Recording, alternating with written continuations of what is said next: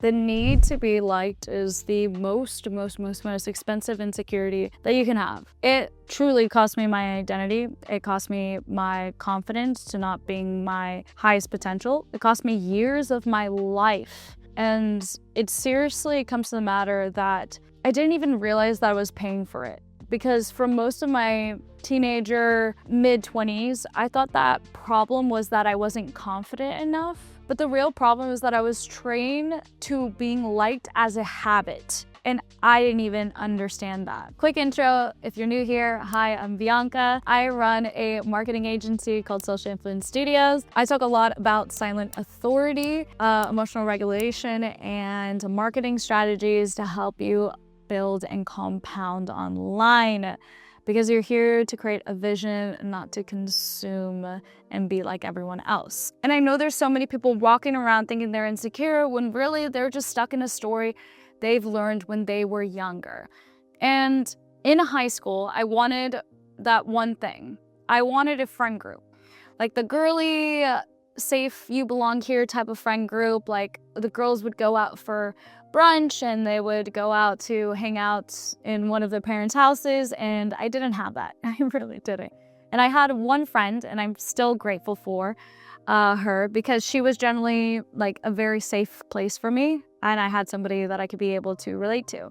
But outside of that, I was always around people, but never seen or cared by people. And if you experience that, you know exactly what I mean. Like, you could be invited, you can be at a party, you can be around everyone, but behind closed doors, you're the one they talk about. You're the one that they judge. You're the one that they don't actually want to see win. And when you grow up like that, you start scanning, you start adjusting, and you start performing because you've literally changed your personality. And I would literally change my personality depending on who I was around. I would over-explain myself, or I would try to see the right thing. I would try to edit myself mid-sentence, and this was really sad on my part because I didn't even know who the hell I was. I had no clue, because I've been so much trying to get other people to validate me, to make me feel seen, to make me feel heard. And, you know, especially when you have parents who are very much, you need to do this, that you've never actually thought, like, what do I want? And I just knew who I needed to be to survive than to thrive. And when I was bullied a lot during high school, I'm not saying I was bullied like someone made a mean comment once. Like, I mean, like, I was pretty bullied. Like, there was these group of girls in my gym class who absolutely hated me, and I couldn't avoid them. So they would take one of those mats that you do whenever you're doing kickball, and they literally would pick it up and slam it behind my head, like as a joke, and they would just start giggling. And it sounds dumb when you say it out loud, but when you're that age, it's very humiliating. I always stood by that if you don't talk about others, they'll like stop talking about you, and it really just makes you feel powerless. And I think that's the part people don't understand. Bullying isn't just mean girls, it's power. It's teaching you that people can treat you however they want, and you're supposed to just take it. Then there was this one moment where I'll never forget it. One of the girls came up to me after I had like finally cried to the principal saying that I needed to change classes. And she came up and apologized. She was like, hey, I'm really sorry. I hope we can be friends. Like, let's like move this to the past. And I remember feeling this way of like relief, like, oh my gosh, finally. I was like, I can finally just exist. Maybe I can finally be normal. I went home that day and I was brushing my hair, and there was a huge pile of gum slapped onto my hair, and it got stuck. And I had to cut it out. And I remember just standing there, my stomach just like dropped, because I realized it wasn't an apology whatsoever. It was a setup. And I remember just crying, and not just because of the gum, but it was because I felt stupid. I felt embarrassed. I felt like, why do I keep believing people who don't respect me? And that moment like just hit deeper than the freaking gum, because I realized I was trying to earn love from people who enjoyed hurting me because they were hurting inside themselves. But I didn't know that when I was younger. I felt that if somebody was projecting on me, it was my problem. And in all reality, when people are hurting, something that they are hurting in an insecurity within themselves. And from that moment, I created a belief. That belief was that if I can be able to act in their way, be able to be liked, to be pleased, to get more recognition, then everything would be all right. And so I would start to do what the most popular girl would do. I would start to do what people wanted to see. And from those moments, I created a belief that I grew on social media from just copying and getting what others wanted to see. The viral trends, the areas of building for what, gets the most likes, comments, and so forth. And I built my account to over 600K followers, and then I built another account to over 100K followers. And that was probably the most depressing time of my life because I knew that that person that was on the screen was not me. It seriously wasn't. It didn't show who I was, what I stand for, the knowledge that I've built, the compounding effects of everything that I've done in my life, but it showed something that people were entertained by. So I stopped those accounts, I completely closed the accounts, and I started from scratch, egos aside, and I rebuilt what I actually knew, not what people wanted me to be, and that's when everything changed. And that shift is literally what built my multi-six-figure agency. Because the same way I had to stop performing in life, I had to stop performing in business. I had to stop chasing for attention and start building trust and conversions, most importantly. Because influence isn't attention.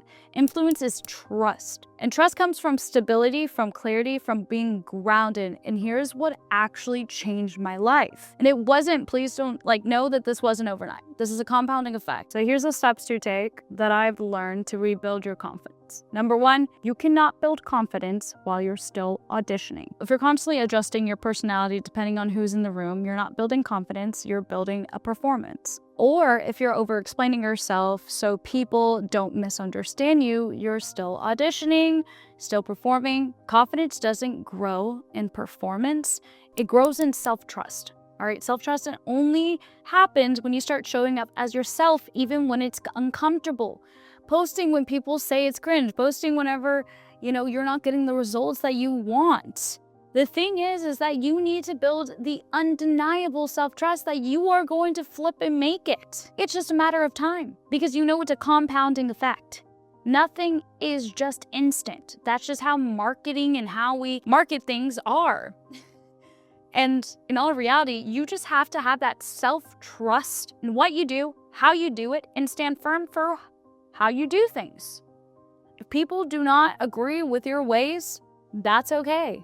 Let them go. But you have trust in yourself with what you're doing, how you're doing it is going to lead you towards your goals. And with the lovely thing of ChatGPT, you can seriously reverse engineer how you can make it undeniable that you won't achieve these results. Just by making sure that you stay consistent. All right? Number two, I started catching my own thoughts.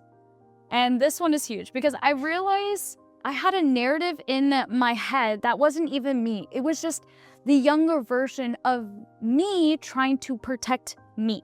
It's like these voices in your head maybe saying I'm not liked. They probably think I'm weird. I shouldn't say that. I shouldn't just stay quiet.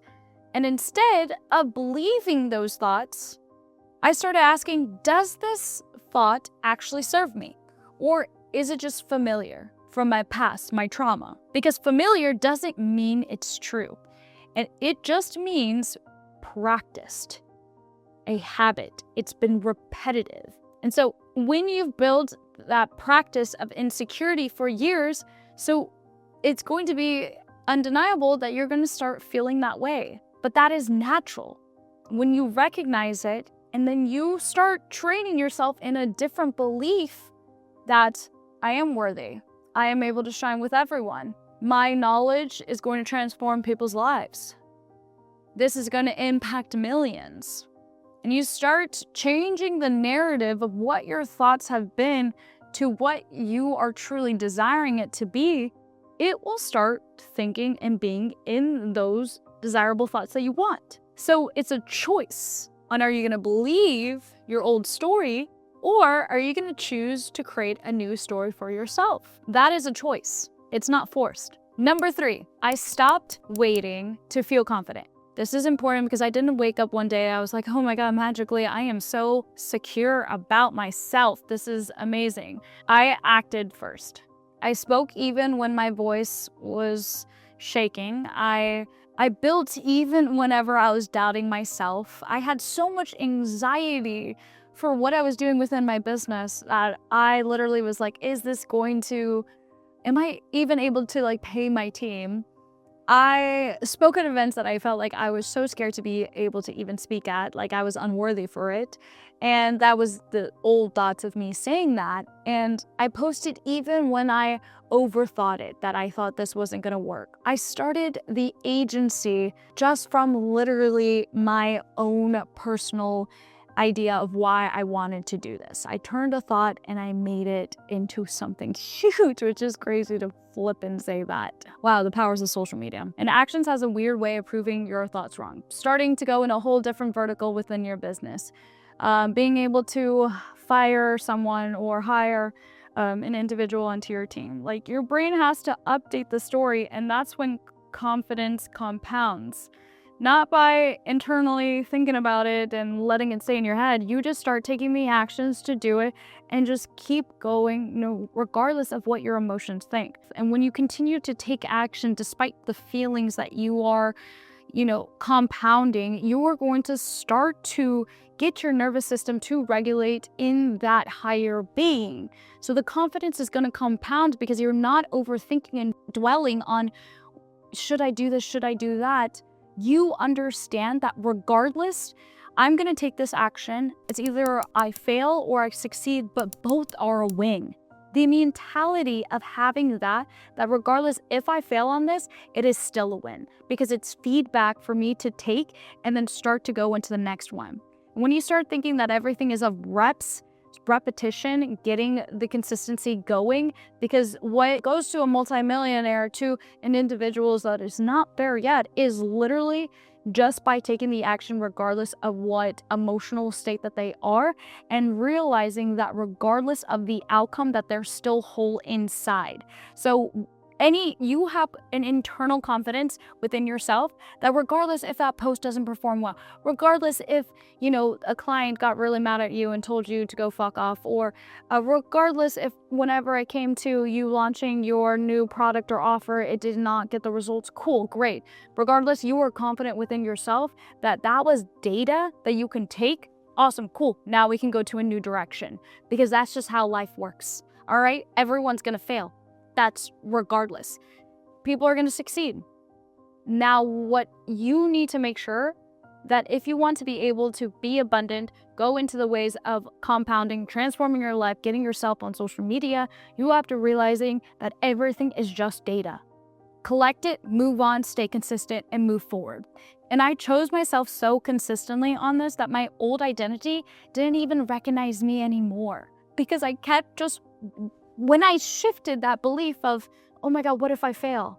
That idea literally hindered me. Now it came to, if we fail, that's awesome. That's great. We'll collect the data, but now we know now. And for the next time, we can freaking be stronger. We can have more confidence whenever we do it. But we won't build that confidence if we don't take the action to actually doing it. Rip the Band-Aid when it comes to it.